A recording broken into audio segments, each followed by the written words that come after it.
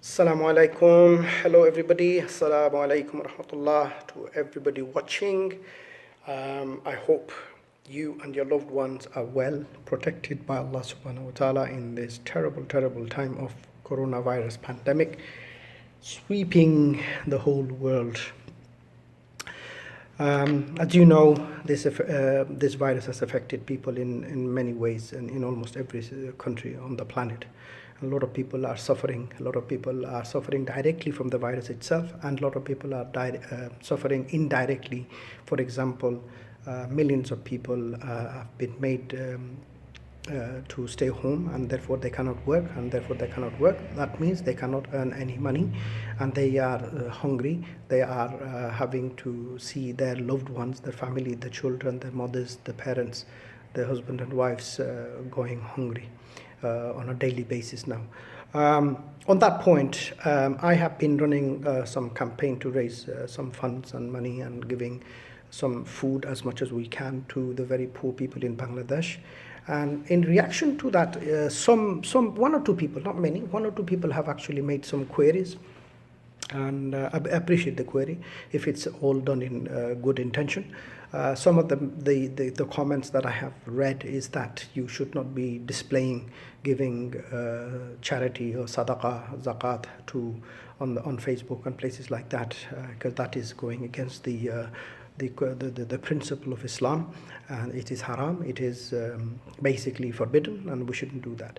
So in response to that, I just want to say a few words really, so that the matter is clarified from my perspective at least. So the subject is giving charity in secret or publicly. That is the question. Okay. I think there are two camps. There's one camp that thinks that it should be done in secret, and some people also believe that it should be done in public as well. So there are claims, there are evidence to support both sides. So let's see what the prophetic hadith actually says. I'm just going to refer to one or two.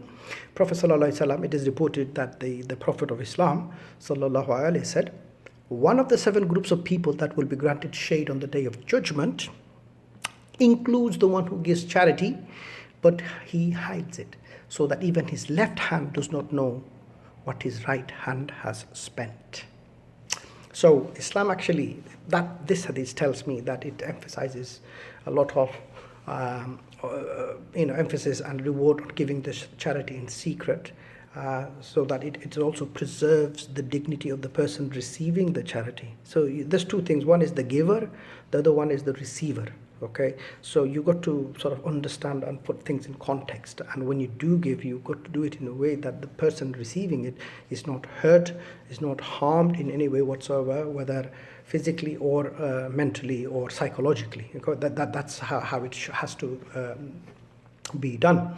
So and another hadith, let me give you. Allah loves the God-fearing rich man who gives much in charity but still remains obscure and uncelebrated. So this is all pointing to you to give your charity quietly in secret, so nobody knows about it. However, is this the only way?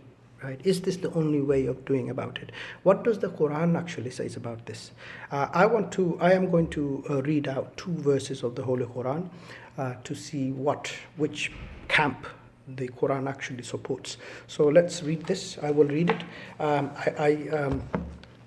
Please excuse me, my Arabic is not great, but I'm going to try as much my best to read it in Arabic, and then the English translation. If I err, it is due to me. Inshallah, I will try to read better later. Bismillah ar-Rahman ar-Rahim. I am referring to Surah number 2, which is Surah Baqarah of the Holy Quran, and verse number 271. Bismillah ar-Rahman ar-Rahim. إن تبدوا الصدقة فنعما هي وإن تخفوها وتؤتها الفقراء فهو خير لكم ويكفر عنكم من سيئاتكم والله بما تعملون خبير. Okay. English translation. If you give alms openly, it is well, And if you hide it and give it to the poor, it is better for you, and it will remove some of the evil deeds, and Allah is aware of what you do. The second verse I want to read out is of the same surah, few verses later, 274. Bismillahir-Rahmanir-Rahim. الذين ينفقون أموالهم بالليل والنهار سرا وعلانية فلهم أجرهم عند ربهم ولا خوف عليهم ولا هم يحزنون. صدق الله العلي العظيم. So the English translation is of this particular verse, 274. Those who spend their wealth by night and by day, secretly and openly, they shall have that reward from the Lord. They shall have no fear, nor shall they grieve. Okay, let's go back to the first verse. 71. If you give alms is charity, charity and sadaqah. If you give charity openly, it is well. It is fine. There is no issues. Allah subhanahu wa ta'ala says. And if you hide it, give it in secret to the poor, it is better for you. Allah is saying, if you openly give it, it's fine, there is no issues. But if you keep it a secret and give it in a way that nobody really hears and sees, it is better for you. This is more promoted. But giving it openly is not negated. It says it's fine, no issues. Because either way, Allah subhanahu wa ta'ala, the verse continues, it says, and it will remove some of your evil deeds. And Allah is aware of what you do. So in many ways, it's all about the intentions. Okay. The other verse, 274, those who spend their wealth by night and by day. In the night and in the day, you can give. You don't have to just do it in the day or just only do it in the day and not in the night. You can do both. Secretly and openly. This is the word in the Quran, the English verse. Secretly and openly, they shall have the reward from the Lord. They shall have no fear, nor shall they grieve. Okay. So, it's simple for me. Charity is an amana. Our wealth is an amana. What we have, the wealth we have, is a trust given to us by our Creator. If you're a Muslim, this is the belief. It's a trust, amana from Allah. And it is all about how you execute that amana, how you execute that material wealth that you have on your from somebody. Okay? So it's a test. How do we distribute? How do we manage this? Okay? Now we can manage it in many ways. Some it is for us, some it is for our neighbors and relatives and family, and some it is for other people, poor people. Okay, so this amana is not yours. Our wealth is not ours. It does not belong to us. We have to. It is given to us on trust so that Allah can see how we actually execute, how we use this wealth that Allah has given us. So, but it's all about using it in the right way. Giving charity is all about intention, your behavior. Right? You don't give charity. Allah is not asking you to give charity so that you can boast, make a big name out of it, name and fame. It's nothing to do with that. It is all about helping somebody. The intention is to help, to give this support, right? If it's going to harm the person receiving it, if you make a boasting, a boast of it, then you shouldn't do that. That is not right. This is not acceptable. However, if you giving openly during the day, it's going to encourage somebody else, then there is no issues in that either. Islamically speaking, there is absolute no issue doing that. Now, from my perspective, I run a small charity. People give money. Donors donate. Donors have an absolute obligation to know where their money is going to, how it is being distributed, to whom it is being given, whether it's being siphoned off. I mean, these are some of the things that I personally have to be responsible for any penny that is given to me. So, it is important for me to collate evidence. The best form of evidence is photos and videos. Okay, we use that to give it back to the user to see, the donor, for them to see where their money has gone to. That's one.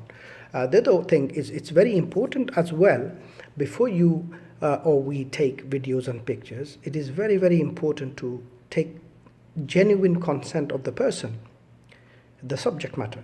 Okay, you cannot just randomly take people's pictures and videos and put it on Facebook. You got to ask them genuinely their permission. They got to give you genuine permission for you to do that. Okay, so there has to be fine line. This is, you got to understand the other side, the recipients. Sometimes they may be shy and feel this and that, but you got to understand the whole context before you put it up. I want to give you an example why I do what I do. It's not always I do not always put I don't put every single video person's needs on Facebook. Probably 20% goes on on media. The rest doesn't. But I'll give you one example that does. For example, a girl recently, I put a video of called Muntaha from the village of Noagaw in Nabiganj, Bangladesh, Habiganj district. Now, she came to my team hungry. She hasn't eaten. She had 1 or 2 rotis for last few days, and then she, her 2 sisters and a brother, 3 of them, 4 siblings, and father passed away.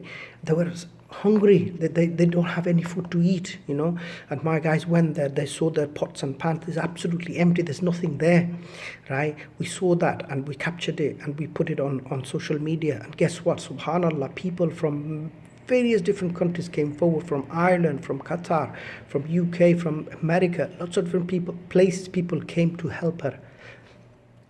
She didn't get a huge amount. She's not going to become a millionaire because of it, but she's going to get enough to get her over this difficult time.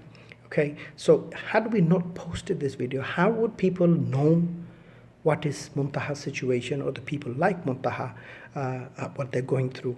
When people see these things, they see it, they feel for it, they sympathize, and they come forward to support. And that is the only reason why I personally will take a picture or a video and put it on social media or any other media. But this is purely dependent on the absolute consent of the subject. So I hope this clarifies the matter. Please share this to whoever you know. Feel free to share. Islamically speaking, from an Islamic perspective, from Quranic perspective, there's absolutely no reason not to publicly give charity, showing as you give charity, because if it is going to encourage the other people to give as well. But if you can't give it quietly and secretly, that is better. That is fine. Quran says, this is probably the best way. But you got to understand where I am coming from an organization perspective.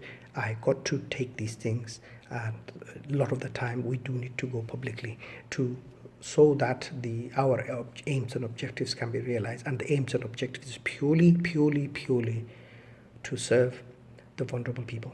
There's nothing more to it. I hope you understand. I hope it makes sense. If it doesn't, let me know. It's fine. I'm open to chat and discuss. Take care. May Allah protect you, me, especially the volunteers of Life Plus on the ground. They're doing an amazing work. And all the donors, I'm not going to name anybody here. Please, may Allah subhanahu wa ta'ala bless all the donors. May Allah subhanahu wa ta'ala make other people see and get encouraged for other donors to come forward, so that we can carry on helping and supporting more and more people. Jazakallahu khair. Assalamu alaikum wa rahmatullah. I will see you shortly later with another video. Take care.